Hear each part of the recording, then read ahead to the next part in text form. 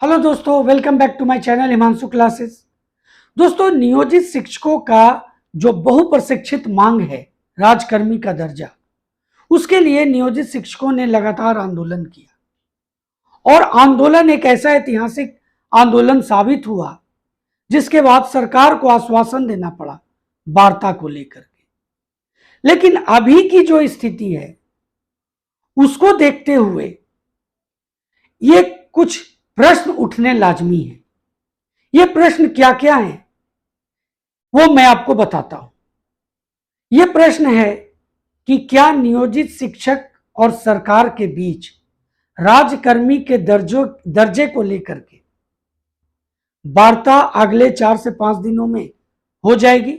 मैं ऐसा क्यों कर रहा हूं ये भी मैं आपको बताऊंगा वीडियो में आगे बढ़ूंगा। तो दूसरा प्रश्न है कि क्या अब वार्ता के लिए भी सरकार और नियोजित शिक्षक संघों के बीच इसके लिए भी नियोजित शिक्षकों को आंदोलन करना पड़ेगा? क्या नियोजित शिक्षकों का राजकर्मी का दर्जा एक बिरबल की खिचड़ी हो गई है जो कभी पक ही नहीं सकती?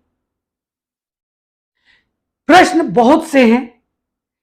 क्या नियोजित शिक्षक संघों को सरकार से वार्ता हो जाने के बाद भी क्या राजकर्मी का दर्जा मिल जाएगा, या सरकार दूसरे रास्ता की तरफ नियोजित शिक्षक संघों को बढ़ाने का प्रयास करेगी, यानी दूसरे तरह से मनाने का प्रयास करेगी?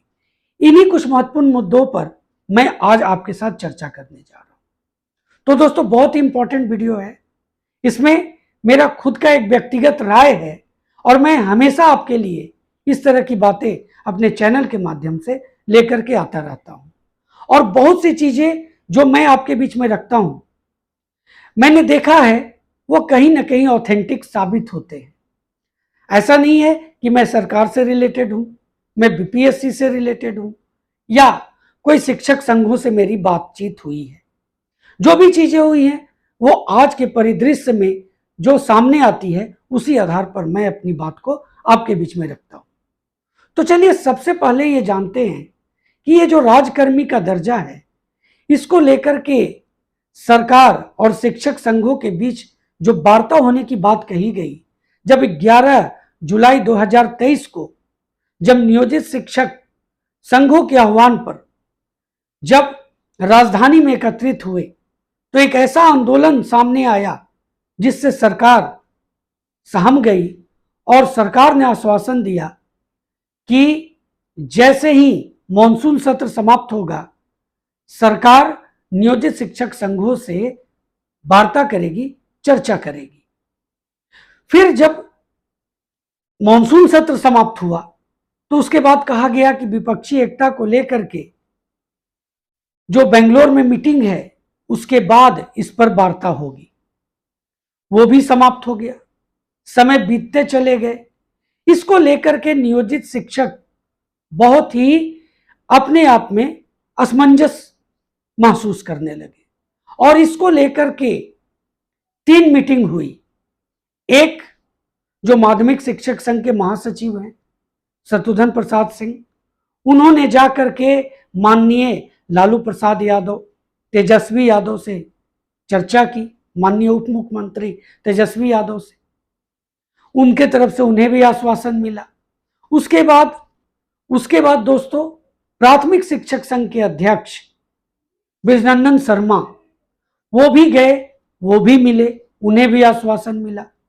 उसके बाद महागठबंधन के एक घटक दल माले के जो एक महत्वपूर्ण विधायक जो लगातार नियोजित शिक्षकों के लिए खड़े रहे हैं, वो भी जाकर के माननीय लालू प्रसाद यादव और माननीय उप मुख्यमंत्री तेजस्वी यादव से मिले। उन्हें भी आश्वासन मिला कि अगले 3 से 4 दिनों में नियोजित शिक्षकों के साथ सरकार वार्ता करेगी। लेकिन और इसके बावजूद, मैं ये बात महत्वपूर्ण बता दूं, इसके बावजूद सिर्फ यहां जो चर्चा हुई वो बातें सामने आई, लेकिन न सरकार का कोई मंत्री न सरकार का कोई विधायक इस मामले को लेकर के आगे आया है। एक डिबेट में एक कांग्रेस के प्रवक्ता थे, उन्होंने अपनी बात रखी थी जिसमें उन्होंने बहुत जोर देकर के कहा था कि मिलेगा मिलेगा राजकर्मी का दर्जा मिलेगा। लेकिन मैं कई बार आपके बीच में ये बातें रखा हूं कि नोट पर जैसे लिखा हुआ रहता है, मैं धारक को इतने रुपए अदा करने का वचन देता हूं, कब कहां कैसे ये मेंशन नहीं रहता। उसी तरह कहीं राजकर्मी का दर्जा न हो जाए, यही डर है नियोजित शिक्षकों को। क्योंकि जिस तरह से समय बीत रहा है, सभी जाकर के वार्ता कर रहे हैं, लेकिन क्या सही दिशा में कर रहे हैं? मैं यहां पर कोई आरोप नहीं लगा रहा हूं, मैं कोई आक्षेप नहीं लगा रहा हूं, लेकिन जिस तरह की स्थिति अभी कुछ दिनों में बनी है कि महागठबंधन के कुछ विशेष जो दल हैं, उनकी बातों को नकारा गया है, उनके जो मिनिस्टर्स हैं, उनकी स्थिति को देख करके ये मैं बातें कह सकता हूं कि कहीं ये बातें भी उसी तरह की स्थिति में न बदल जाए, क्योंकि माननीय मुख्यमंत्री की तरफ से ऐसा कोई भी भरवली भी नहीं बोला गया है।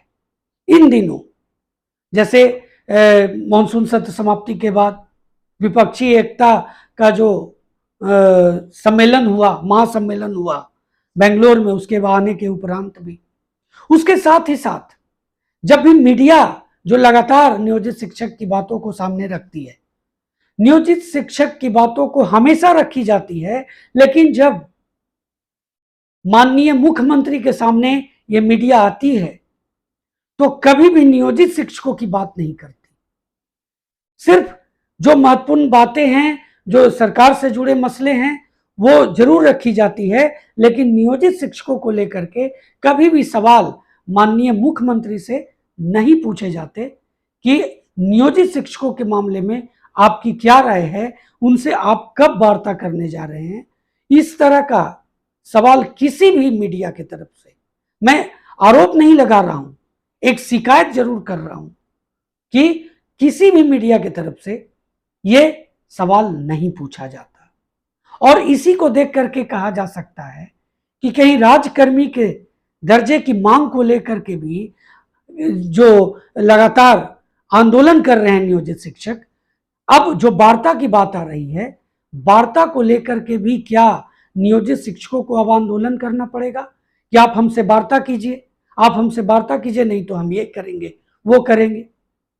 अब दूसरी तरफ आप देख लीजिए, शिक्षा विभाग का डंडा लगातार नियोजित शिक्षकों पर चल रहा है, तो कहीं ना कहीं डाइवर्ट करने की स्थिति है कि दूसरी तरफ इतना उलझा दिया जाए कि राजकर्मी का दर्जा सेकेंडरी हो जाए, बाकी चीजें प्राइमरी हो जाए, क्योंकि पहले इससे बाहर निकलना है तब राजकर्मी की मांग करना है। ऐसी स्थिति न हो जाए, इसके लिए जरूरी है कि जल्द से जल्द वार्ता किया जाए। और इसके लिए मेरा जो एक सुझाव है, मेरी एक व्यक्तिगत राय है कि जो भी चाहे महागठबंधन के जो घटक दल माननीय लालू प्रसाद यादव जी, माननीय उप मुख्यमंत्री तेजस्वी यादव से मिलते हैं, उन्हें नीतीश कुमार जी से भी मिलना चाहिए, उनसे अपनी बात, उनके समक्ष अपनी बातें रखनी चाहिए कि आप इनसे वार्ता करें, इनकी बात को सुने।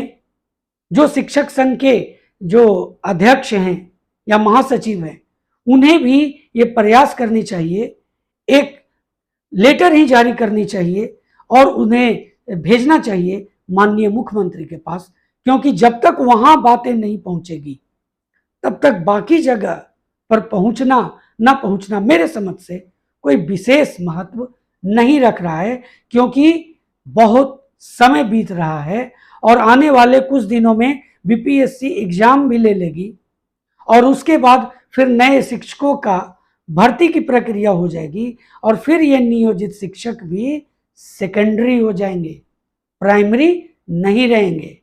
जब उनकी नियुक्ति हो जाएगी तब की बात मैं कर रहा हूं। इसलिए नियोजित शिक्षकों के सामने अब बहुत ही कम समय बचा है जब वो अपनी बातों को रखे और पुरजोर तरीके से रखे। ये कुछ महत्वपूर्ण बातें थी जो मैं आपके साथ शेयर करना चाहता था, क्योंकि मैं आपकी बातों को हमेशा लेकर के आता रहता हूं। दोस्तों, मुझे उम्मीद है आपको ये वीडियो काफी पसंद आया होगा। अगर आपको ये वीडियो अच्छा लगा होगा तो लाइक करना बिल्कुल भी ना भूलें। दोस्तों, चैनल पर नए हैं या अभी तक चैनल को सब्सक्राइब नहीं किया है तो चैनल को सब्सक्राइब कर लें, बेल आइकन को जरूर प्रेस करें ताकि आने वाले सभी वीडियोस का नोटिफिकेशन सबसे पहले आपको मिल सके। तो दोस्तों, मिलते हैं अगले वीडियो में, तब तक के लिए जय हिंद।